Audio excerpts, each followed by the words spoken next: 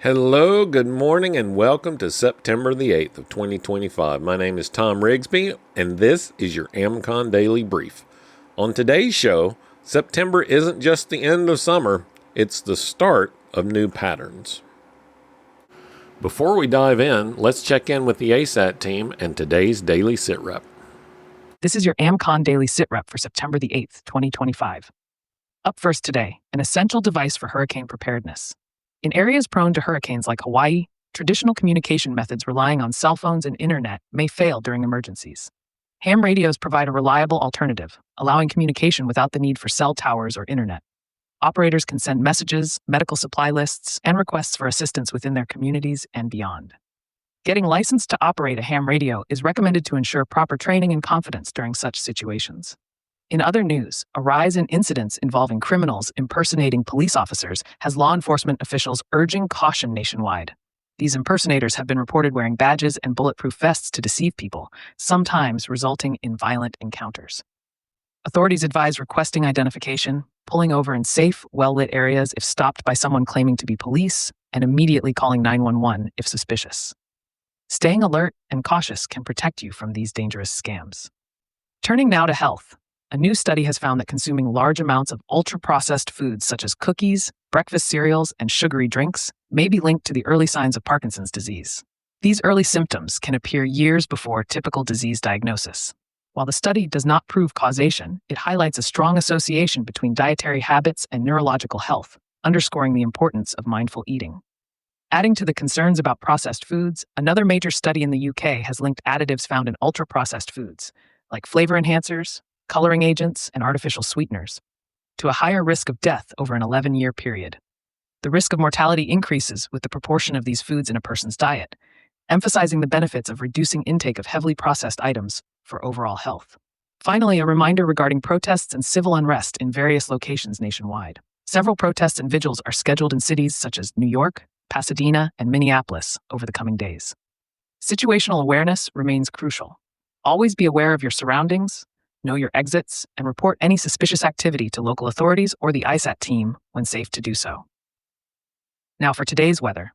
There is a slight risk of severe thunderstorms across parts of the central and southern high plains on Monday. Additionally, air quality alerts are in effect over parts of the Northwest, with frost advisories across the upper Midwest and Northeast. A high-pressure system brings mostly clear and cooler weather to much of the eastern U.S., while a stationary front causes thunderstorms and heavy rain in Florida and the immediate southeastern coast. Hurricane Kiko is currently moving northwest and is expected to impact the eastern offshore waters near Hawaii by Monday night, weakening to a tropical storm. Looking ahead on the AmCon events calendar, several opportunities for preparedness activities are happening this week. On September 9th in Berkeley Springs, West Virginia, there will be a workshop on home preparedness focusing on backup power, heating, and lighting. From September 12th to 14th, Central City, Iowa hosts the North Regional Campout Training and Adventure Challenge, including free ham radio testing.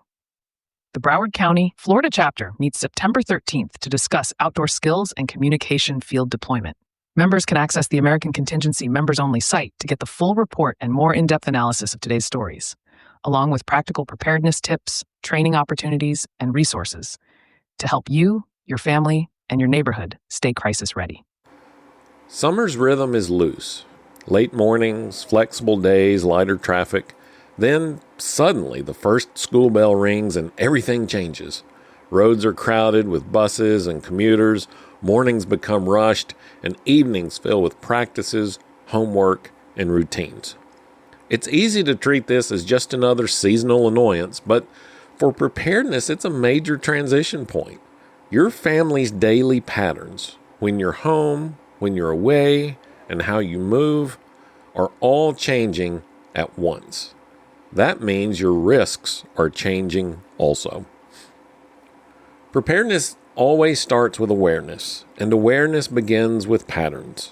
If you don't know what normal looks like, you'll never notice when something is off. And every August and September, like clockwork, normal changes. Think about what happens when the school year begins. Roads that were wide open all summer suddenly clog with buses, parents dropping off kids, and commuters trying to get to work on time.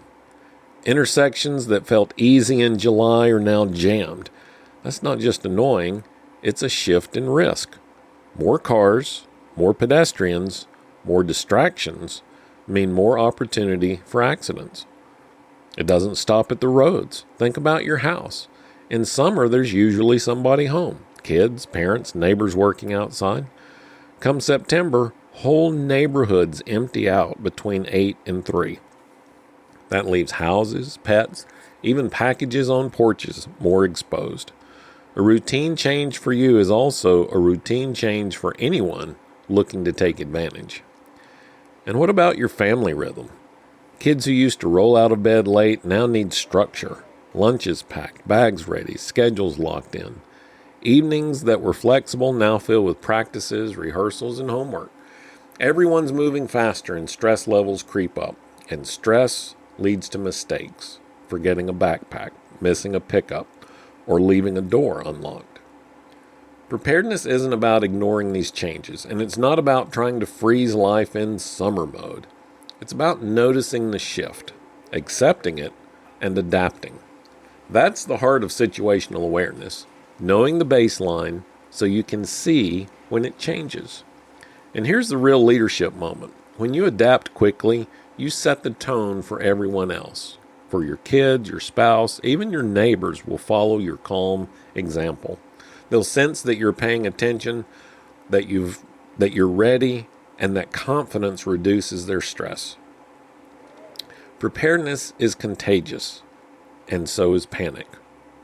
So this week, as back-to-school routines settle in, don't just complain about the traffic. Pay attention. Notice what's different.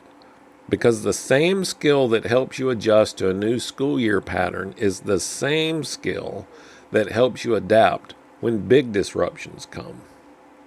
So for today's challenge, I want you to write down 3 ways that your household routine changes with the school year. Then for each change, ask, does this create a new risk? And what's one step that I can take to address it? And listen, don't skip over this if you don't have kids at home. Your routine is changing also. Just refer back to the traffic comment. All right, that's it for today. Tomorrow, we're going to dive into the school commute and how mobility isn't just about miles, it's about moving safely in new patterns. Well, that wraps up today's AmCon Daily Brief. Thanks for listening. Members, you'll find extended resources on our members-only website and in your phone app. And if you're not a member of the community yet, head over to AmericanContingency.com and take the first step. If this brief helped you, please do me a favor and pass it along to someone in your circle. I'm Thom Rigsby. Stay alert, stay ready, and I'll talk to you again tomorrow.